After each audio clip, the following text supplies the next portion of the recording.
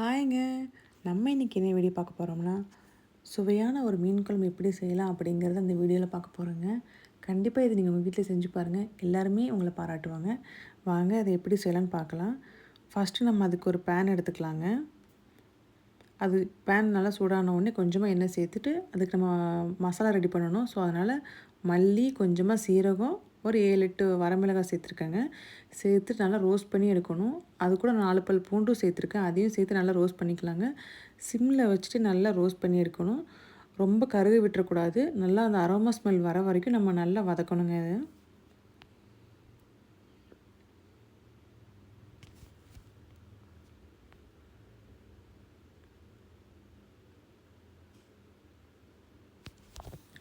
நல்லா வதக்கி விட்டுட்டே இருங்கங்க.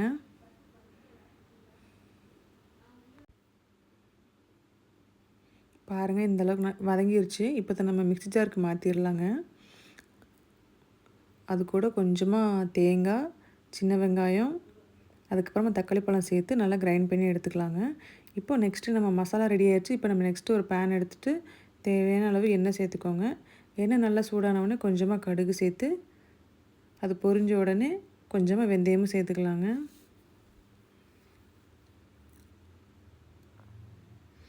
அப்புறமா தாளிப்புக்கு கொஞ்சமாக சின்ன வெங்காயம், கருவேப்பிலை சேர்த்து ஒரு வாட்டி கலந்து விட்டுக்கலாம்.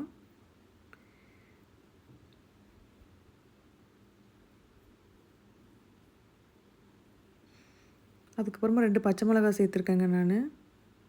சேர்த்துட்டு இப்போ அரைச்சி வச்ச மசாலாவை இதில் சேர்த்துடலாம். சேர்த்துட்டு நல்லா கலந்து விடலாம்.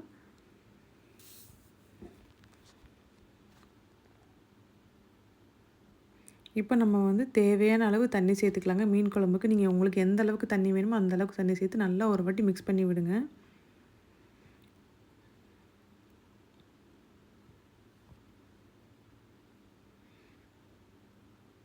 நான் இப்போ கொஞ்சமாக மஞ்சத்தூள் சேர்த்துருக்கேங்க. அப்புறமா கொஞ்சமாக கல் உப்பு சேர்த்துட்டு அதையும் ஒரு வாட்டி கலந்து விட்டுட்டு 4, 5 மாங்காய் துண்டு சேர்த்துருக்கேங்க. இந்த மாங்காய் சேர்த்திங்கன்னா மீன் குழம்பு இன்னுமே சூப்பராக இருக்கும். ஸோ அந்த புளிப்பு, காரம் எல்லாம் சேர்ந்து சூப்பராக இருக்கும் சாப்பிட்றதுக்கு. அதுக்கப்புறமா அந்த மசாலா நல்லா கொதித்து வந்த உடனே நம்ம வாஷ் பண்ணி வச்சுருக்க மீனை எடுத்து இதில் சேர்த்துக்கலாங்க.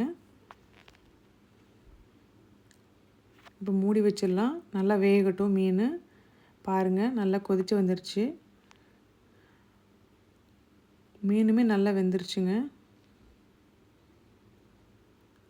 அவ்வளோதான், என்னோடய ஸ்டைலில் மீன் குழம்பு ரெடிங்க. கண்டிப்பாக இது நீங்கள் உங்கள் வீட்டில் செஞ்சு பாருங்கள். செஞ்சு பார்த்துட்டு எப்படி இருக்குன்னு எனக்கு கமெண்ட் செக்ஷனில் சொல்லுங்கள்.